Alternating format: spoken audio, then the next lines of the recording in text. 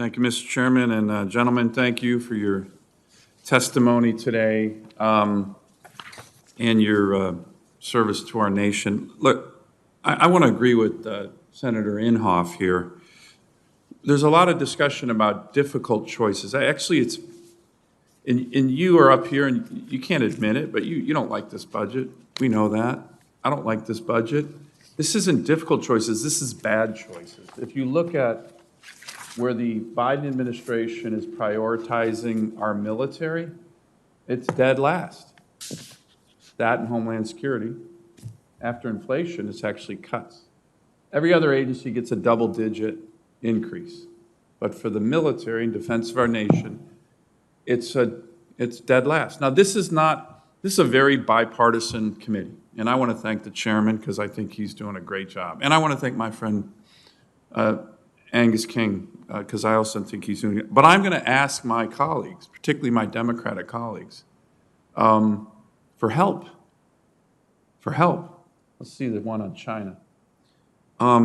Because at the national Democratic level, whether it's Chuck Schumer and Bernie Sanders with their defund the Pentagon amendment last year to the NDAA, that was 14% across the board cuts, or that budget, or what we're doing competing with China, that shows China increasing its defense budget about, on average, 10% a year over the last decade.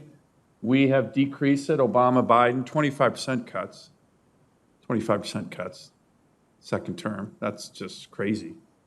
We tried to rebuild it when the Republicans were in power. Now we're cutting again. We can't do this. Can't do it. So my colleagues, I'm asking, help us. That's the trend.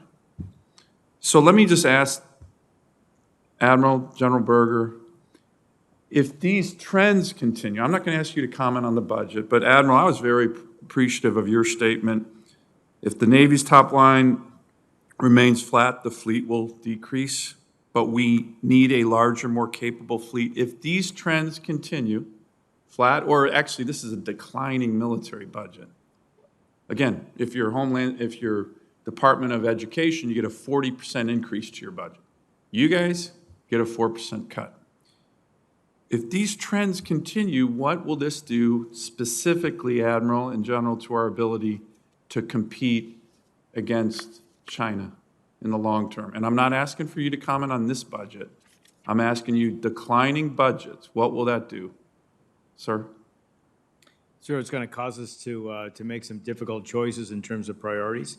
And it'll be that tension between current readiness and modernization, and making tough choices in terms of where the. But more directly, if we are, sorry to interrupt, if we have declining budgets, which the Biden administration clearly wants, okay? That's what they do. No offense, my National Democratic, not the ones here, not the ones here on this committee, but overall, go look at the chairman of the Budget Committee right now. He wants a 25% cut to the U.S. military, Bernie Sanders. If our ability to compete with China will be dramatically diminished, won't it?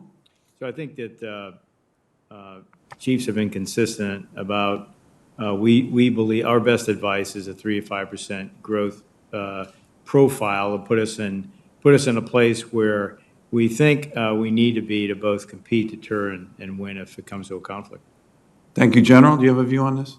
Just again, if the trends continue, I'm not asking you to comment on today's budget. I know it's difficult for you, the witnesses, because you don't like this budget. I know you don't like this budget. I can't stand this budget. But what do you think, General? What has remained consistent is the notion of a pacing threat, as you highlight, Senator. That means they are moving, we're moving. The trends continue, as you point out. If they continue to invest at the rate that they're going, and we don't maintain pace with that, then we'll widen a gap. In other words, increase the risk strategically to our country. Let me ask one more specific thing, and it's really a joint thing between the Navy and Marine Corps. And General Berger, I really appreciate all you're doing on the force design and your very strategic and innovative thinking with regard to the Marines. What sea denial capability does the Marine Corps currently have? And what capabilities will Naval Strike Missile and Tactical Tomahawk give the Marine Corps. And Admiral, to you, how important is it that that the Marine Corps be able to conduct these sea denial missions to support the Navy? This is a really integrated element of your strategy. It's Marine Corps and Navy, and I think a lot of people, I know the Congress cut this last year. Again, I think it was a mistake. Do the two of you have a view on that? Today, we have a limited, very limited capability. I mean, you could probably on one hand, less than 4 or 5 the capabilities that contribute directly to sea denial. We need a ground-based anti-ship capability so that we can lock down certain, especially key choke points that the fleet commander, the joint force commander need to control. The anti-ship missile, the Nemesis, the Naval Strike Missile, and the larger, longer range, the Tomahawk, Maritime Strike Tomahawk, those give us the ability to control straits, to lock down an area that the fleet commander needs to control.